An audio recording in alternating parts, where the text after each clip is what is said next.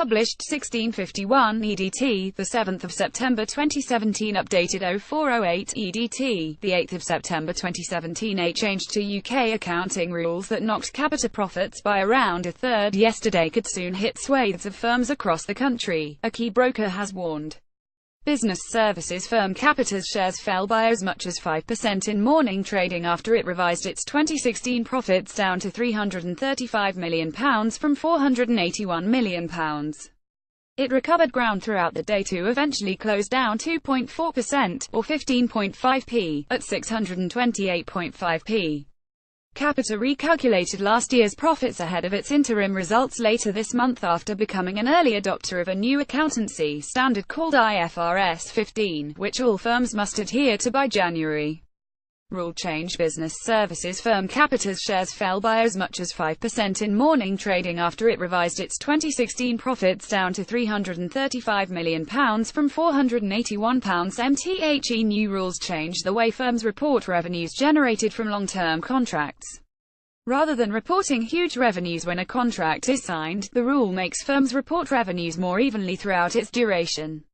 It is hoped that this will more accurately reflect the value of a contract and does not hit the overall profitability or cash value of any agreement.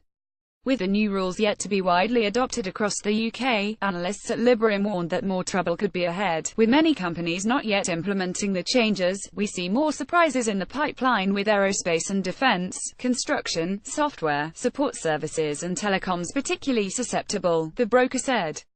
Shore Capital's Robin Speakman said he was surprised by the impact on Capita. We will assess in due course whether this has any implications for dividends. AIM darling Frontier Developments was again the toast of the city after reporting that the soaring popularity of its roller coaster and space combat video games shows no sign of stopping.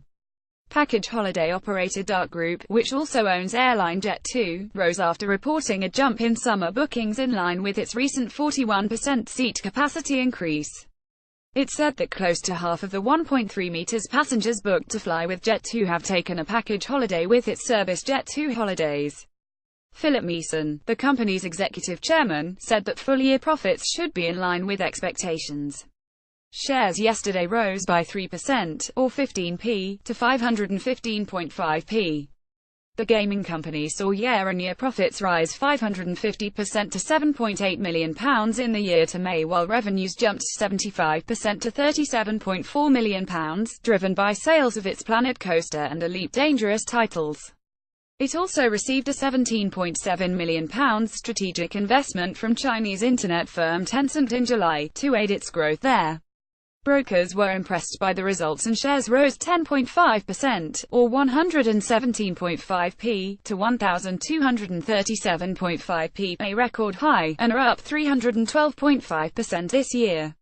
The FTSE 100 managed to edge up 0.6%, or 42.85 points, to 7,396.98 despite cautious trading ahead of a key European Central Bank meeting yesterday, leading to a dip in financial stocks.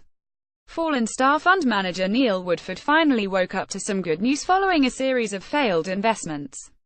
Circassia Pharmaceuticals, in which he owns a 20% stake, shot up after partner AstraZeneca reported positive results in a study of its drug to treat emphysema and bronchitis sufferers.